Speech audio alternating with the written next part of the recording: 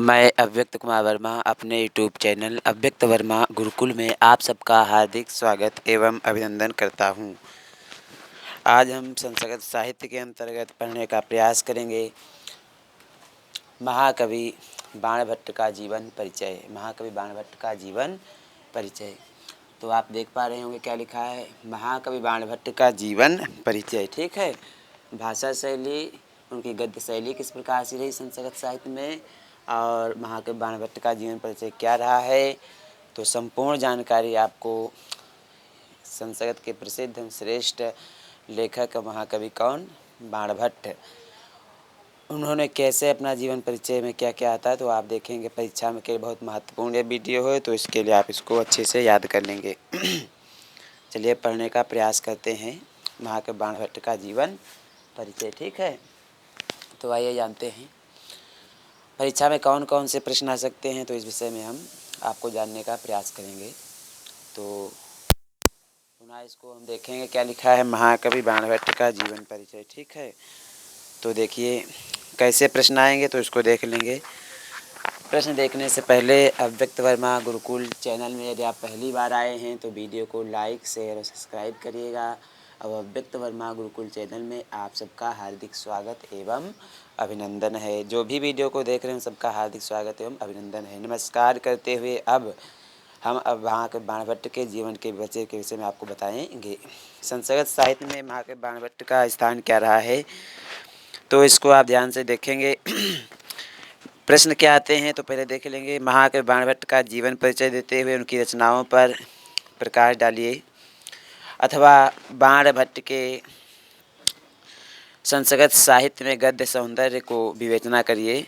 बाणभट्ट की भाषा शैली का निरूपण कीजिए, अथवा बाणभट्ट की वर्णन शैली पर हिंदी अथवा संस्कृत में अपने विचार प्रकट कीजिए, अथवा बाणभट्ट की गद्य शैली की प्रमुख विशेषताएं 10 वाक्यों में लिखिए, अथवा बाणभट्ट की गद्य शैली की समीक्षा कीजिए, अथवा गद्य कवि नाम निकषम वदंती के आधार पर बाण की गद्य रचनाओं को 10 वाक्यों में प्रमुख विशेषताएं लिखिए, अथवा बाणभट्ट की शैली एवं काव्य सौंदर्य पर प्रकाश डालिए। तो यह प्रमुख प्रश्न बन सकते हैं, तो इनका उत्तर देखने का हम प्रयास करेंगे किस तरह से हैं। अब देखेंगे महाकवि बाणभट्ट का जीवन परिचय। क्या देखेंगे, महाकवि बाणभट्ट का जीवन परिचय। ठीक, तो सबसे पहले हम देखेंगे महाकवि बाणभट्ट का क्या देखेंगे, जीवन परिचय। क्या देखेंगे, बोलिए, जीवन परिचय। ठीक, महाकवि बाणभट्ट का जीवन परिचय। ठीक है, तो आप सबको पता है महाकवि बाणभट्ट का जीवन के विषय में, समय रचनाओं आदि के विषय में किसी प्रकार का संदेह कोई नहीं है। इसका कारण यह है कि उनकी आशयता हर्षवर्धन का ऐतिहासिक व्यक्तित्व होना, साथ ही उनकी कृतियों में वर्णित घटनाएं और अन्य बाह्य साक्ष्य भी उसे प्रमाणित करते हैं। हर्षचरित के प्रथम 2 उपन्यासों में कादम्बरी भूमिका के श्लोक 10 से 20 में बाण ने अपनी आत्मकथा वंश परिचय दिया है। कादम्बरी के जो बाणभट्ट कथा है, किसमें परिचय दिया बाणभट्ट ने, अपना स्वयं परिचय दिया। किसमें, कादम्बरी में। कादम्बरी में और हर्षचरितम में बाणभट्ट ने स्वयं परिचय दिया है, अपना जीवन परिचय उल्लेख किया है। 10 से श्लोक 20 में अपनी वंशावली का उल्लेख किया है। क्या उल्लेख किया कादम्बरी में, तो अपने कुल और वंश का, वंशावली का उन्होंने उल्लेख किया है। वंशावली, ठीक, वंशावली नहीं, वंशावली है, वंशावली का उल्लेख किया है। ठीक है, वंशावली का उल्लेख किया है। और महाकवि बाणभट्ट, अच्छा, हर्षचरितम ये किसके दरबार में रहते थे, तो राजा हर्षवर्धन के दरबार में रहते थे। राजा हर्षवर्धन, ठीक, राजा हर्षवर्धन के दरबार में राजकवि थे। क्या थे, राजकवि। राजकवि थे राजा हर्षवर्धन के दरबार में। कौन, महाकवि बाणभट्ट। और हर्षवर्धन कहाँ के राजा थे, कन्नौज के राजा थे। कन्नौज के राजा थे। आपको पता है सम्राट हर्षवर्धन का जीवन काल कब से है, तो आपको पता है 591 में जन्म हुआ। ठीक, और 648 में मृत्यु हुई। कब मृत्यु हुई, 648 ईस्वी में मृत्यु हुई। आपको पता है 648 ईस्वी में मृत्यु हुई। ठीक, तो ये सम्राट हर्षवर्धन का जीवन काल है। ठीक, और राजा कब से कब तक बने, तो 606 ईस्वी से, अच्छा, कहाँ के राजा थे, कन्नौज के। ठीक है, बता दिया है। तो ये 57 कितने साल जी, बोलिए, आप देख सकते हैं, 48 उधर 9 इधर 57 साल, सम्राट हर्षवर्धन कितने वर्ष जिए? 57 वर्ष तक जीवित रहे थे। ठीक, 57 वर्ष तक जीवित रहे। तो उनके राजकवि थे, उनके राजकवि थे कौन? बाणभट्ट जी। ठीक है। हरचरितम के प्रथम उपन्यास में उन्होंने वंश की पौराणिक उत्पत्ति बताई है। इनके वंश के प्रवर्तक वत्स और सरस्वती के पुत्र सारस्वत इनके चचेरे भाई थे। इनके चचेरे भाई कौन थे? तो आपको बता हुआ सारस्वत, सारस्वत जो चचेरे भाई थे। ठीक है। इनके वंश स्थान श्रोण, इनके पूर्वजों का निवास कहाँ है? श्रोण यानी सोन नदी के पास प्रीतकूट नामक गांव था। श्रोण नदी, कहाँ जन्म हुआ? श्रोण नदी, श्रोण नदी गांव के पास। गांव का नाम क्या है? प्रीतकूट। क्या नाम है? प्रीतकूट गांव। ग्राम में इनका जन्म हुआ। ठीक, ग्राम में इनका क्या हुआ? जन्म। कहाँ? तो सोन नदी के पास। इसको लिख लेंगे, सोन नदी के पास, सोन नदी के पास, सोन नदी के पास में प्रीतकूट नामक गांव में इनका जन्म हुआ। किसका? सम्राट हर्षवर्धन का। ठीक है। नहीं, महाकवि बाणभट्ट का। ठीक, हर्षवर्धन के दरबार में राजकवि थे, क्षमा कीजिएगा। तो उसके बाद देखेंगे बाणभट्ट के पिता का नाम चित्रभानु, माता का नाम राजदेवी था। बाणभट्ट के पिता, माता कौन थी? माता का नाम क्या है? तो आपको पता होगा राजदेवी। क्या नाम है? राजदेवी। ठीक, राजदेवी। और इनके पिता का नाम क्या है? चित्रभानु। क्या नाम है? चित्रभानु। आप इस पर याद रखेंगे, इनके पिता का नाम क्या है? चित्रभानु। बाणभट्ट के पिता का नाम क्या है? चित्रभानु। माता का नाम क्या है? राजदेवी। ठीक है, तो इतना आपको पता हो गया है।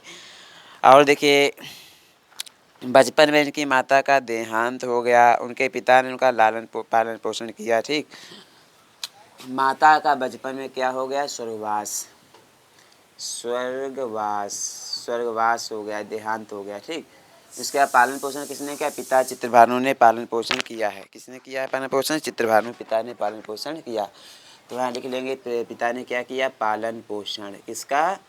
महाकवि बाणभट्ट का पालन पोषण उन्होंने किया। ठीक, पालन पोषण उन्होंने किया है। ठीक है। और उसके बाद देखें क्या लिखा है। 14 वर्ष की आयु में इनके पिता का भी स्वर्गवास हो गया। और जब ये 14 साल के थे, कितने साल के थे? 14 वर्ष के, तो इनके पिता का भी जो है स्वर्गवास हो गया। क्या हो गया? स्वर्गवास हो गया। 14 वर्ष के थे। ठीक है, तो इनके पिता का क्या हो गया? स्वर्गवास हो गया। ठीक, 14 वर्ष के थे जब उनके पिता का स्वर्गवास हो गया। पिता की मृत्यु के बाद शोक संतप्त बाण अपने मित्रों के साथ देशाटन पर निकल पड़े और यायावरी जीवन व्यतीत करने लगे।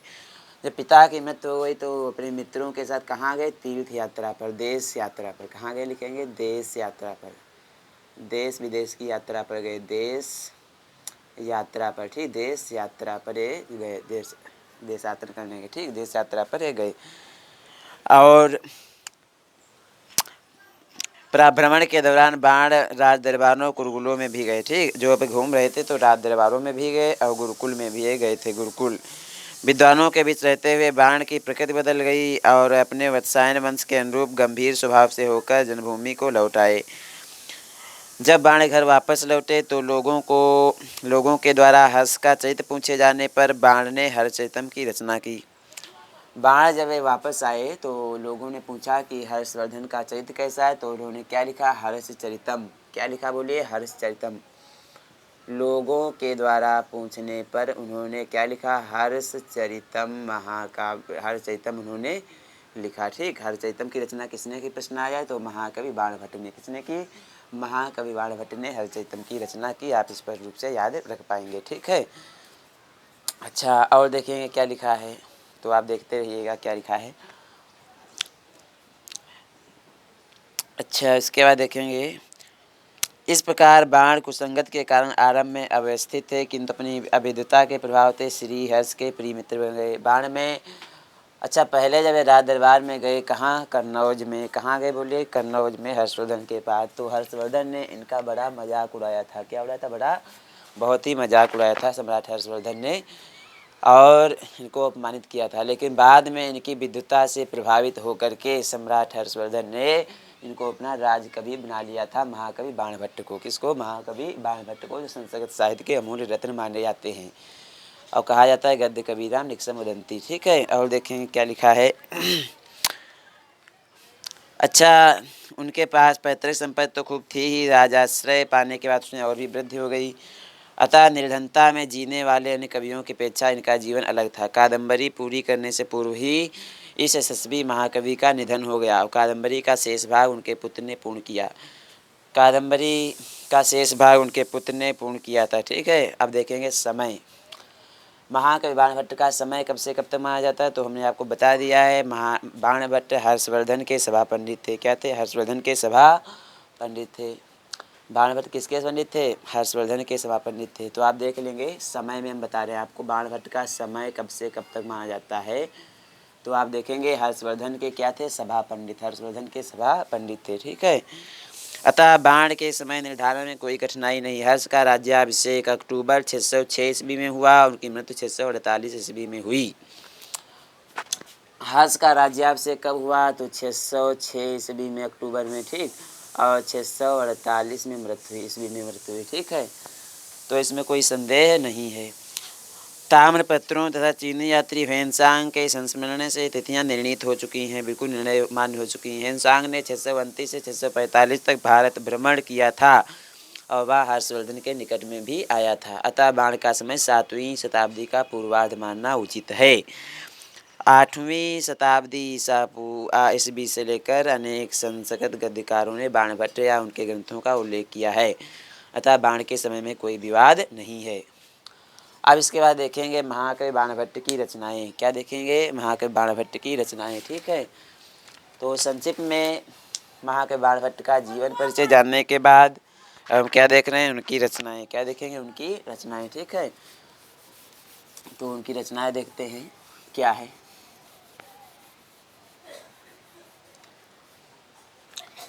महाकवि बाणभट्ट की रचनाएं, नंबर 2 पर क्या देखेंगे? रचनाएं। ठीक, महाकवि बाणभट्ट की रचनाएं कौन कौन सी नहीं, तो इस विषय में आप देखिए।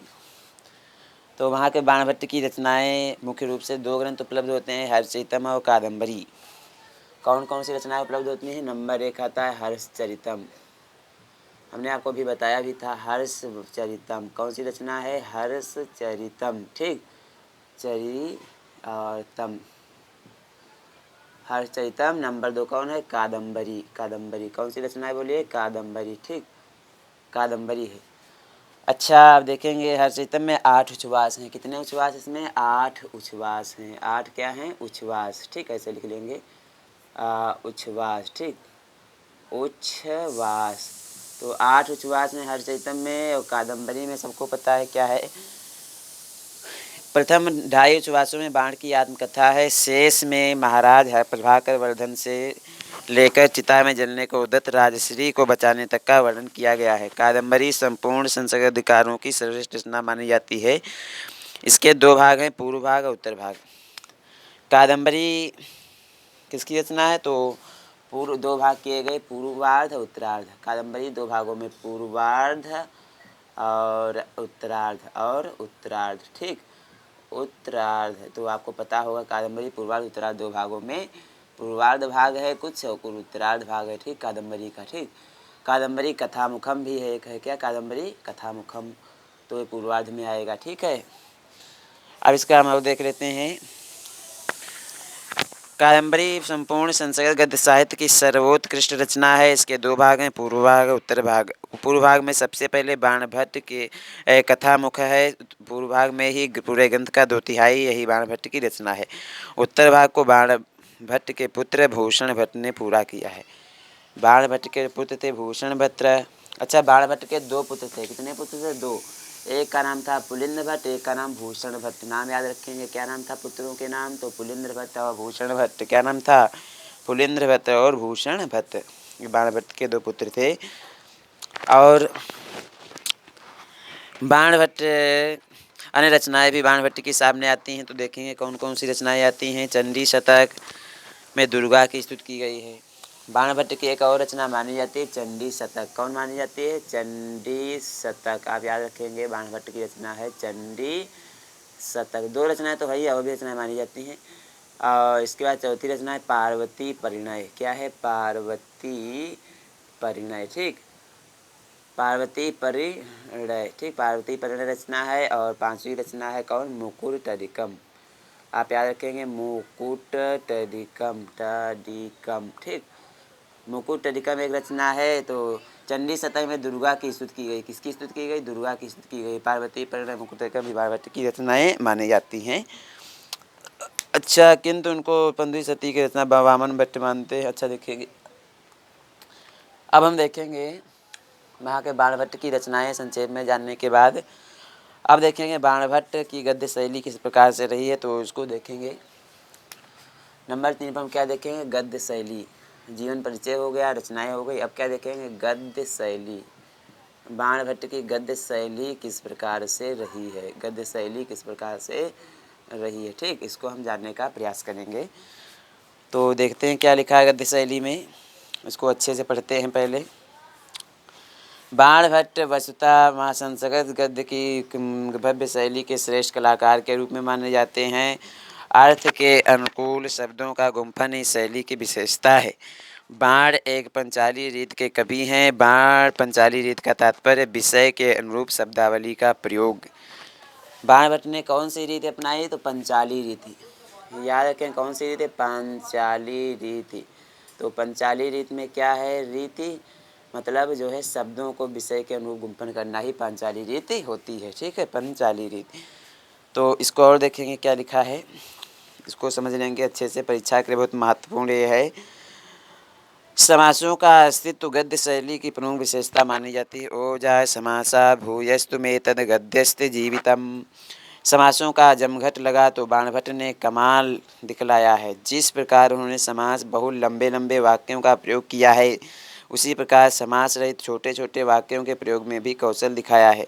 बाण का भाषा प्रवाह आपछिन्न है। शैली के बाद देखेंगे भाषा। क्या देखेंगे? भाषा, ठीक। तो बाणभट्ट का भाषा हम देख रहे हैं, बाणभट्ट की भाषा कैसी रही है काव्य में, ठीक है, या उन्होंने जो रचनाएं लिखी उन्हें बाणभट्ट ने रचनाओं में भाषा शैली का प्रयोग किस प्रकार से किया है। तो अब देखेंगे भाषा। क्या देखेंगे? भाषा, ठीक। तो इसको देखते हैं। बाणभट्ट ने भाषा का प्रभाव अवच्छिन्न है। उन्होंने भाव और भाषा का अत्यंत सुंदर समन्वय प्रस्तुत किया है। श्रृंगार के वर्णन में कोमलक्रांत पदावली है, करुण रस के वर्णन में सरल सुबोध पदावली का प्रयोग है। अतः उनके काव्य में ललित पदन्यास रचना शैली अत्यंत आकर्षक प्रतीत होती है। नए नए अर्थों का सन्निवेश भी विलक्षण ढंग से किया है। बाण का शब्दकोश अत्यंत प्रभुत है। बाण की रचनाओं में अलंकारों की छटा दर्शनीय है। इन्होंने अलंकारों का प्रयोग समुचित आत्यंतिक स्वाभाविक रूप में किया है। कहीं भी अलंकारों के कारण भाषा की रमणीयता में व्याघात उत्पन्न नहीं हुआ है। बाण के अलंकार प्रयोग के विषय में प्रसिद्ध ही है। बाण के लंबे लंबे समास यदि पहाड़ी नदी के वेगवती धारा के समान है, तो श्रेष्ठ उपमाएं इंद्रधनुष की छाया की भांति उसे रंगीन बना देती हैं। उनके अनुप्रासों से भाषा में एक विलक्षण स्वर माधुर्य आ गया है। मधुकर कल कलंकृत काले कुसुम कुलभंगेशु। उनके श्लेष जूही की माला में पिरोए हुए चुंबक पुष्पों की भांति हैं। उनके श्लेष कैसे हैं? जूही की माला में पिरोए हुए चंपक पुष्पों के भांति हैं इनके श्लेष तो है। बाण के अर्थात प्रति विरोधाभास अलंकारों के प्रयोग भी बड़े स्वाभाविक बन पड़े हैं। बाण रस सिद्ध कवि हैं। कैसे सिद्ध कवि माने जाते हैं? रस सिद्ध कवि माने जाते हैं। बाणभट्ट कैसे कवि हैं? तो रस सिद्ध कवि है। ध्यान रखेंगे, रस सिद्ध कवि कौन है? बाणभट्ट, ठीक। बड़े रस सिद्ध कवि कौन है? बोलिए, बाणभट्ट, ठीक। और अलंकारों का प्रयोग भी बहुत अच्छे ढंग से किया है। अलंकारों का प्रयोग भी अपने काव्य में अलंकारों का प्रयोग भी अपने काव्य में अच्छे ढंग से किया है, ठीक। बहुत ही अच्छे ढंग से सुंदर तरीके से किया है। बाणभट्ट रस सिद्ध कवि माने जाते हैं। तो श्रृंगार रस उनका सर्वाधिक प्रिय रस है। संयोग श्रृंगार के वर्णन में जितने सिद्धहस्त हैं, उससे अधिक विलभ श्रृंगार के वर्णन में ली है। बाण जिस रस का प्रयोग करते हैं, उनका मार्मिक उन्हें पूर्ण सुसाद कहते हैं। उनके गद्य की विशेषता यह है कि वे समयानुसार पावनी संदों की विनिवेश कर लेते हैं। सुंदर गद्य तो इस तरह से गद्य बने हुए जैसे मोतियों की माला में नीलम। यथा भव्यानादिगोचरन्ति वाचम। बाण ने गद्य किसी विशेषताओं में सूक्ते बाणोचित जगत सर्वम। अब देखेंगे महा के बाणभट्ट की भाषा अत्यंत जटिल और लंबे लंबे समासों से युक्त है। उन्होंने गद्य पंचाली रीत में की है। अलंकार शास्त्र पर उनका सुंदर प्रभाव है। कादंबरी में प्रभाव प्रायः दिखाई पड़ता है। उनकी लंबी लंबी भाषा शैली यह विशेषता है कि वह विषय के अनुरूप स्वयं बदलती रहती है। जहाँ विषय वर्णन प्रधान होता है, वहाँ लंबे लंबे समासों का जमघट जुड़ जाता है। किंतु जहाँ अधिक भावना प्रधान होता है वहाँ समास रहित सरल सटीक मुहावरेदार वाक्य दिखाई देते हैं। वास्तव में बाण का सापांडित्य, अद्भुत समास विधान, बाण की जटिलता, वाक्यों की दीर्घता, भावों की गहनता और सूक्ष्म दृष्टि अत्यंत दुर्लभ है। तभी तो उनके विषय में कहा गया है वाणी वाणो बभूवेति। तो इस तरह से आपने महाकवि बाण भट्ट का जीवन परिचय संस्कृत साहित्य के अंतर्गत अव्यक्त वर्मा गुरु जी के द्वारा जान लिया है, ये जानकारी प्राप्त कर ली है। और समस्त परीक्षाओं के लिए महाकवि बाण भट्ट, जहाँ जहाँ संस्कृत है वहाँ वहाँ बाण भट्ट जी हैं, या जो है जहाँ जहाँ संस्कृत साहित्य गद्य साहित्य है तो गद्य साहित्य में बाण भट्ट सदैव अपने कर्म के कारण, अपनी रचनाओं के कारण सदैव अमरता को प्राप्त किए रहेंगे और वह सदैव अमर रहेंगे। महाकवि बाण भट्ट का जीवन परिचय, भाषा शैली, रचनाएं, गद्य शैली और रस का प्रयोग, अलंकारों का प्रयोग, तो अव्यक्त वर्मा गुरुकुल चैनल में अव्यक्त वर्मा गुरुकुल चैनल में अव्यक्त वर्मा गुरु जी के द्वारा आपने जान लिया है। तो वीडियो अच्छा लगा हो तो लाइक शेयर सब्सक्राइब अवश्य करिएगा। यह चैनल अव्यक्त वर्मा गुरुकुल चैनल का उद्देश्य केवल एक ही है, हम सब ने ठाना है भारत को मजबूत बनाना है। आप जो है आप जीवन में सफलता प्राप्त करें और अपना जीवन अच्छा बनाएं, यही इस चैनल का उद्देश्य है। इसलिए अव्यक्त वर्मा गुरुकुल चैनल को आप जो है लाइक शेयर और सब्सक्राइब अवश्य करिए। तो अव्यक्त वर्मा चैनल को सब्सक्राइब अवश्य करिए, क्योंकि यह चैनल आपके हित के लिए दिन रात 24 घंटे कार्य करने के लिए प्रस्तुत रहेगा। बस आप लोगों का सहयोग चाहिए, सहयोग आपका, परिश्रम हमारा। तो इसी वाक्य के साथ आप सबसे करते हैं जय श्री राम। धन्यवाद। वीडियो देखने के लिए आप सबको धन्यवाद।